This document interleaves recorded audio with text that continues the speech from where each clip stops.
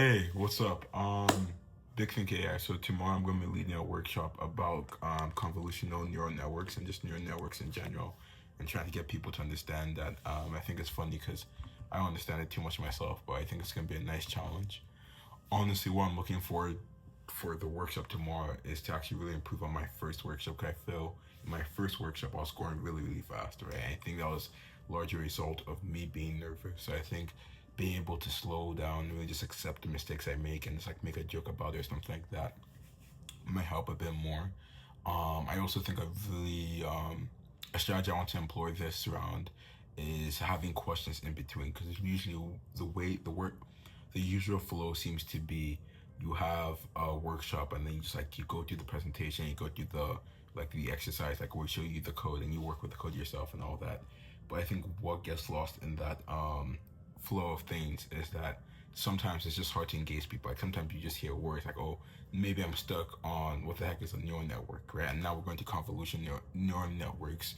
So I feel like having questions to break up the segments allows everyone to be on the same page and as well as stay engaged. So I guess the idea of like before we go to the next chapter, we make sure we understand what exactly happened in the chapter we just finished, right?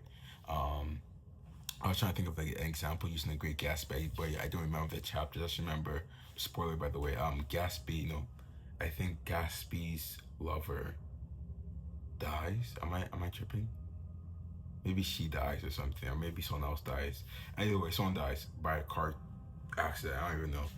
But basically, so after that chapter finishes, ask a question: who died? And next chapter, we go on to see why did Gatsby die or whatever. Um, have something I really want to do. I also want to continue using the humor strategy. Just keep on making jokes in between. I think combining that with the questions, I think that's be a good combination of engagement. Right now, what I am doing is just making sure I have a basic understanding. Because it's one thing to like have an understanding for myself, but to be able to teach other people, I have to be able to say this is what this is confidently, right? It can't just be something where I'm like 60% sure. Um, yeah, I'm excited. I'm excited. I think it should be a good.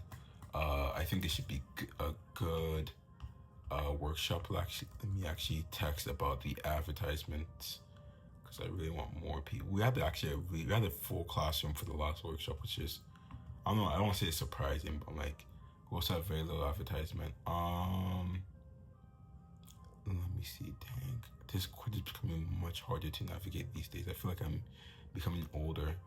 Let me text here. Can we get a Instagram post up for the coming workshop? Okay, so this text to that. So I hope that should be up by tonight or early tomorrow morning, so we can have that going. But people are pretty responsive. People are pretty responsive. Um, yeah. Let me see. Is there anything else I'm interested in? I think yeah, the questions and humor is obviously gonna be my best job there. I think the Jupyter notebook is pretty. So I guess Google Collab is pretty um it's pretty self-explanatory kind of. It's like obviously we're gonna walk through it with them, but I'm trying to think of if there's any way that I can make it more fun or just like more to like try and give them more skills to take away. At least try and give them like I don't know. I think what I'm trying to look for is with each of these workshops, when you leave, you have a good platform to go build out your own project or go test out something, right? So I think maybe this will be good enough, and maybe if I can make a few tweaks here and there, maybe that'll be something to look forward to. Another thing that I'm thinking about but haven't fully decided on is that technically, I'm still new to the team and all of that, but I'm thinking of maybe like trying to not spice up the presentation, but I don't know. Usually we use Google Slides for the presentations. I really like Canvas slides. I know they're more artistic and just like feel more engaging, but also know it's a workshop and it's educational by purpose, right? So I don't think you really want a lot of distractions.